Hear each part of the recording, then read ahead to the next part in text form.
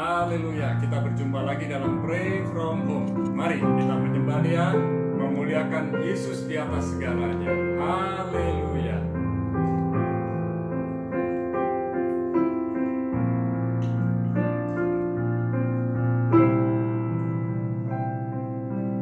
Yesus, kemuliaan-Mu pulihkan hatiku.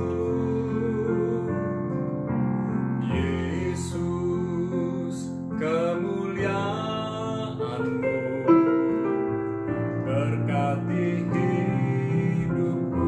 Yesus, kemuliaan-Mu. Yesus, kemuliaan-Mu pulihkan hatiku. Yesus, kemuliaan-Mu berkati hidupku. Segala pujian syukur bagimu, Kau hadir dalam hidupku. Kini ku datang sujud di hadapan-Mu, memuji-Mu, menyembah-Mu. Yesus, ku menyembah-Mu. Yesus, kemuliaan-Mu pulihkan hatiku. Yesus, kemuliaan-Mu berkati hidupku. Yesus, kemuliaan-Mu. Yesus, kemuliaan-Mu pulihkan hatiku. Yesus, kemuliaan-Mu berkati hidupku. Segala pujian syukur bagimu, Kau hadir dalam hidupku.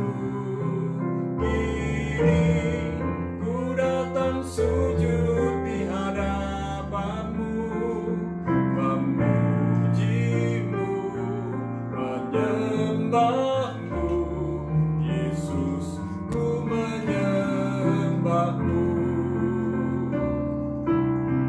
Segala pujian syukur bagimu, Kau hadir dalam hidupku. Kini ku datang sujud di hadapan-Mu, memuji-Mu, menyembah-Mu. Yesus, ku menyembah-Mu. Yesus, Yesus, ku menyembah-Mu. Yesus, ku menyembah-Mu.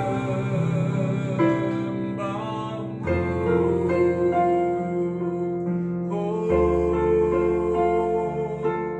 kami sembah Kau Tuhan, kami puji Kau, kami agungkan Yesus di atas segalanya.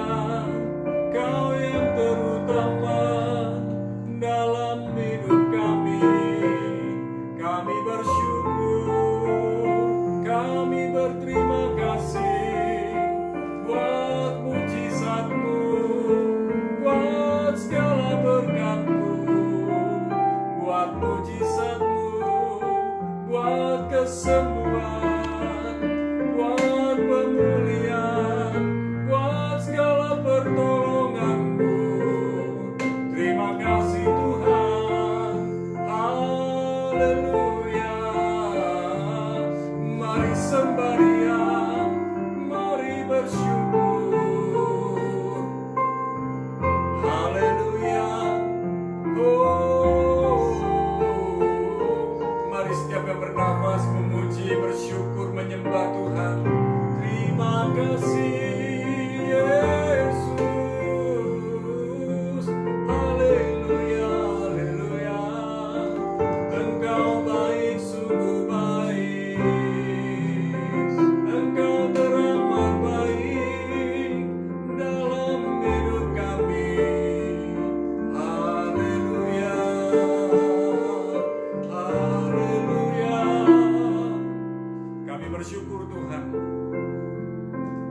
pemeliharaanmu, pertolonganmu, mujizatmu, segala yang terbaik Tuhan sudah nyatakan dalam kehidupan kami. Dalam nama Yesus, berfirman buat kami ya Tuhan.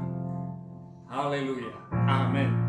Ya, malam ini saya akan sharing satu hal dengan tema yang provokatif, sama seperti kemarin. Ada beberapa yang tanya, Pak, kenapa judulnya kok jadilah pemalas? Dengerin dulu, perhatikan dulu baik-baik. Ya, dan sekarang saya akan sharing jadilah pemarah. Ayo dengar baik.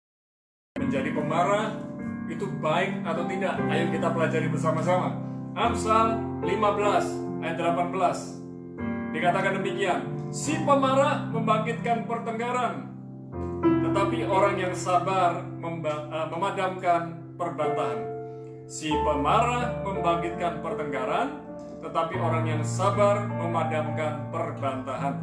Nah, hidup yang kita jalani setiap hari adalah kumpulan dari pilihan dan keputusan kita. Jadi kita nggak bisa menyalahkan orang lain, menyalahkan orang tua kita, bahkan menyalahkan Tuhan.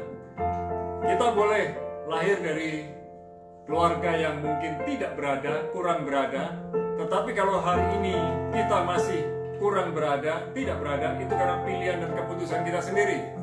Nah, kita juga belajar sekarang tentang menjadi pemarah itu baik atau tidak.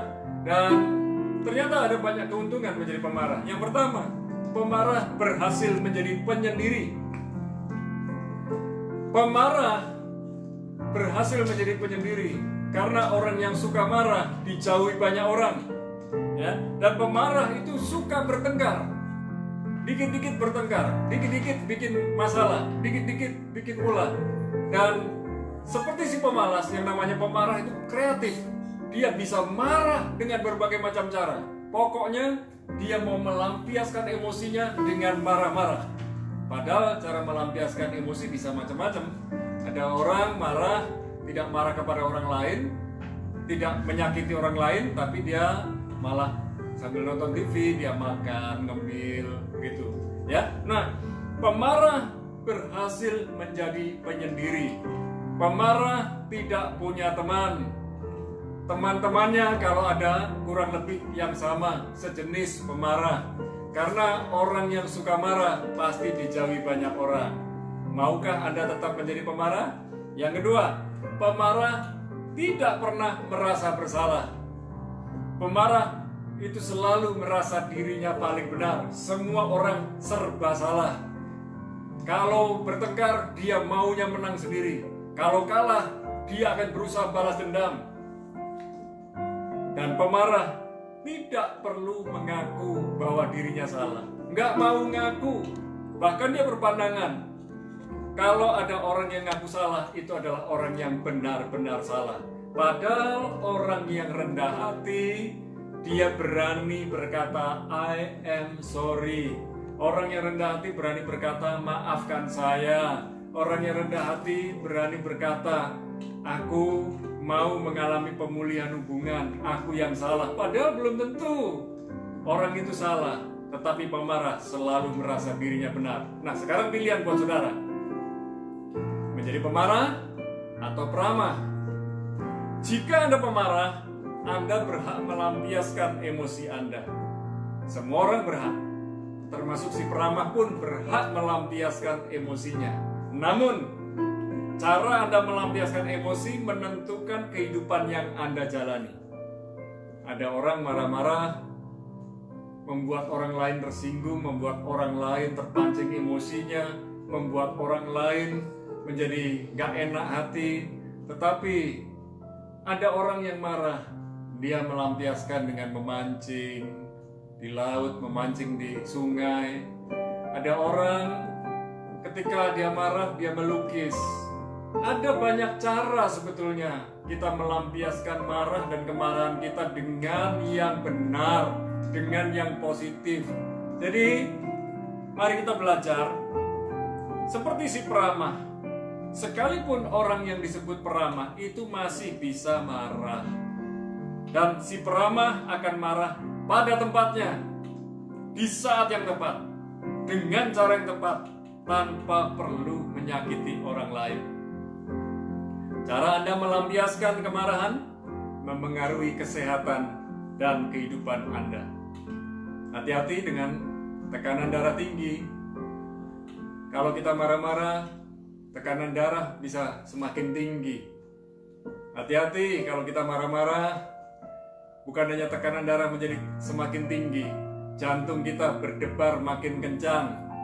Dan bukan hanya itu, serangan stroke pun bisa menerpa. Jadi hati-hati cara kita melampiaskan marah dan kemarahan. Semua orang bisa marah, saya dan saudara pun bisa marah, bisa terpancing emosinya, tapi mari kita tidak menyalahkan orang lain. Mari kita belajar introspeksi. Kita semua belajar introspeksi dan berubah dari pemarah menjadi peramah. Maukah saudara berdoa bersama dengan saya? Mari kita berdoa. Bapa, dalam nama Yesus, kami manusia biasa, manusia normal, bisa kecewa, bisa marah, tetapi kami belajar melampiaskan emosi kami dengan cara yang benar, yang baik, yang tidak melukai orang lain, tidak mencelakai orang lain, dan juga tidak mencelakai diri sendiri. Kami mau belajar menguasai diri, tidak berkata-kata yang jahat, tidak berkata-kata yang buruk, tidak berlaku yang buruk, tetapi sebelum kami bertindak, kami mau berdoa dulu, kami mau berpikir dulu, kami mau betul-betul timbang masak-masak sebelum berkata-kata, sebelum bertindak.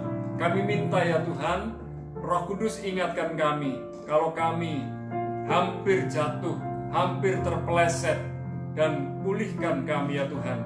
Biarlah kami mengalami pemulihan yang datang dari Tuhan. Hati kami dipulihkan, hidup kami dipulihkan, dan kami menjadi orang yang memulihkan saudara-saudari kami yang lain. Malam ini kami berdoa buat para kekasih Tuhan yang sepanjang hari ini sudah bekerja dengan luar biasa, melayani orang lain, baik di toko, di apotek, di ladang, di kebun, di sawah, bahkan yang ada di pabrik-pabrik dan tempat-tempat yang lain. Kami berdoa, rahmat-Mu, berkat-Mu ada pada kami, sehingga hari ini kami bisa beristirahat dengan nyenyak di malam hari, dan esok hari kami menyongsong hari esok dengan penuh syukur dan penuh harapan. Kami berdoa buat bangsa negeri Indonesia mengalami pemulihan, dan biarlah bangsa Indonesia rakyatnya semakin tertib, semakin disiplin, semakin menjaga protokol kesehatan. Terima kasih Bapa, kami memberkati bangsa negeri Indonesia. Dan malam ini bila mana kami akan beristirahat, rahmat-Mu, berkat-Mu, anugerah-Mu ada pada kami, dan kami mengangkat kedua belah tangan kami. Turunlah berkat-Mu ya Tuhan, di dalam nama Bapa, Putra, dan Roh Kudus, di dalam nama Yesus, dan kami siap menjadi orang yang ramah dan menjadi berkat buat banyak orang. Dalam nama Yesus, amin. Tetap bersyukur, tetap bersukacita dalam segala keadaan. Tuhan Yesus memberkati Anda semua. Haleluya.